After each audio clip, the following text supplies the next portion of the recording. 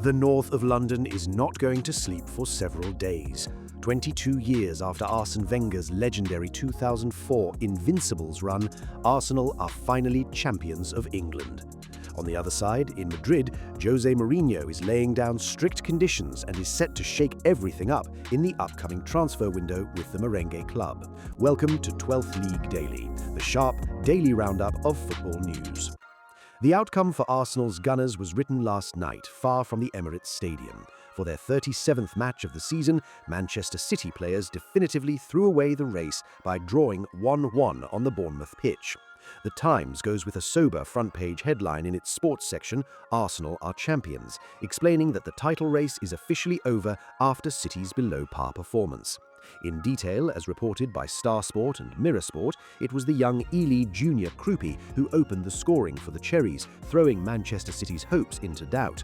Despite Erling Haaland's angry equaliser in the 95th minute, the score remained insufficient for Pep Guardiola's men.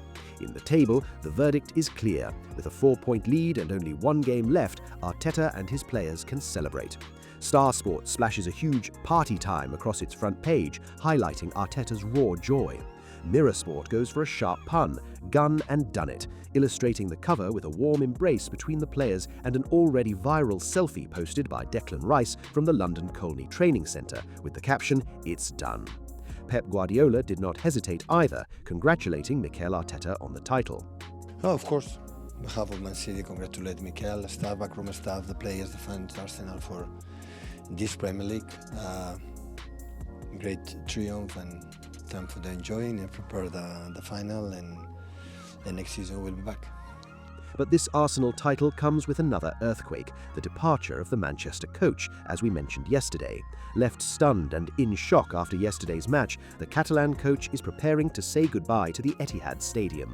The Times devotes a major feature to this farewell to Guardiola, analysing how the Spaniard profoundly transformed British football with 20 trophies in just 10 years. Even if he still refuses to confirm anything in his press conference, Guardiola's successor has already been found. As reported by Mirror Sport, Enzo Maresca has reached a total agreement with the Sky Blues hierarchy to replace Guardiola. A contract running until 2029 awaits him, while City's dressing room is preparing for a massive summer rebuild. One of the other hot files on the continent is the big European evening fixture, the Europa League final taking place tonight. It will pit Germany's Freiburg against England's Villarreal. The Spanish and British front pages agree in making the English side the clear favourites for this clash.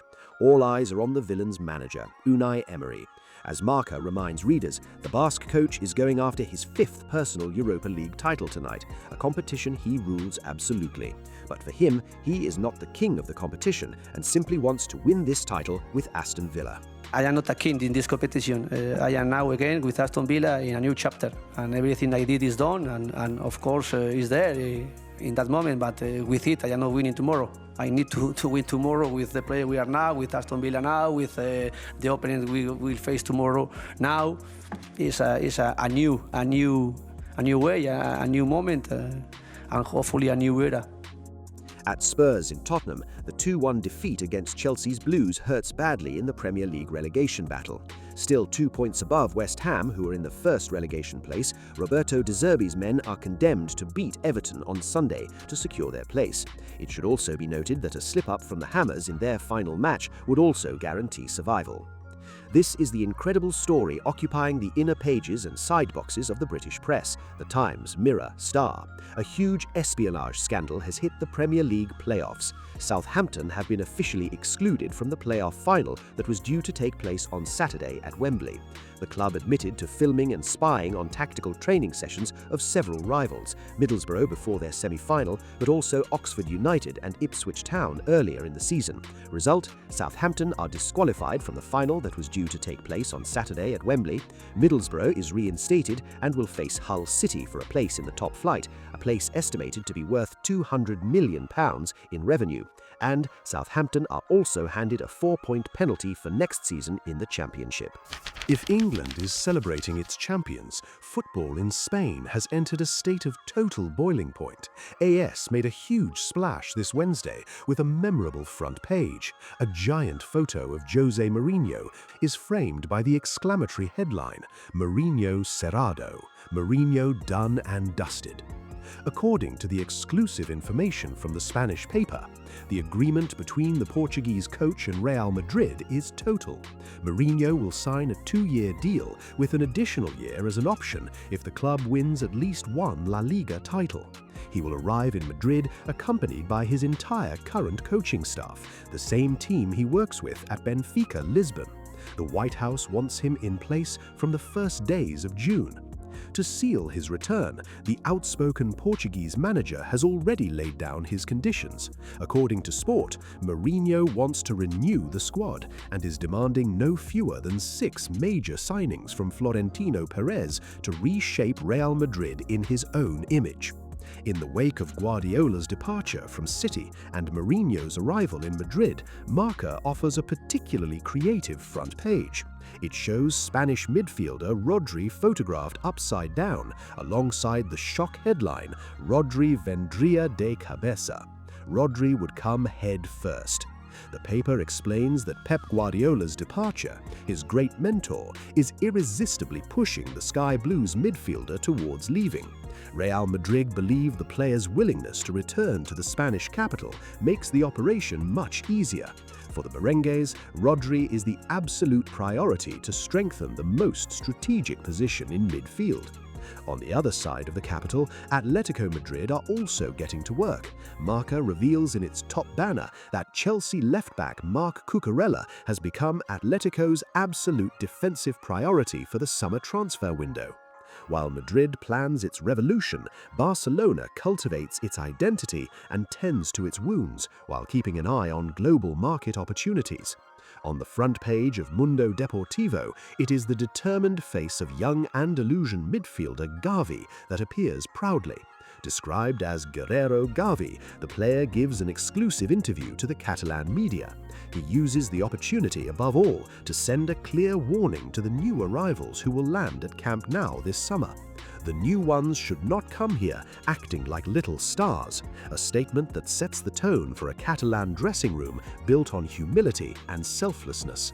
Institutionally, the paper brings excellent news for Barcelona's finances. La Liga is set to announce the club's return to the famous 1-to-1 financial rule, which would greatly free up their room for maneuver in the market, especially thanks to Robert Lewandowski's departure. Indeed, Sport leads with Catalan recruitment under the evocative headline Via Libre por João Pedro. The paper explains that the Brazilian forward, named Chelsea's best player of the season, has just been left out of Brazil's final squad for the next World Cup. This omission deprives the player of a major international showcase this summer, preventing his market value from soaring. For FC Barcelona, it is the ideal scenario. The club finds itself in a stronger position to negotiate his transfer at a more reasonable price with the London hierarchy. On the Atlantic coast of Portugal, football news is completely dominated by the official announcement of the 27 selected players by Roberto Martinez for the 2026 World Cup, a list that has sparked a massive national controversy. A Bola proudly features on its front page the starting 11 and the full squad under the headline Os Eleitos, confirming that Cristiano Ronaldo will indeed play in the 6th World Cup of his legendary career. Roberto Martinez also reflected on his selection during the press conference. Depois há o jogador, o nosso capitão. O nosso capitão tem a mesma exigência que os outros jogadores, tem uma competitividade para estar na seleção e para mim o capitão é exemplar, tem sido muito importante para ganhar a Liga das Nações e agora queremos continuar ao mesmo nível de responsabilidade e exemplo dentro do balneário.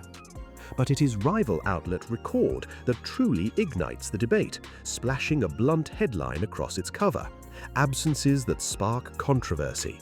The Spanish head coach of the Celestio has made several radical decisions that are not going down well with fans and pundits.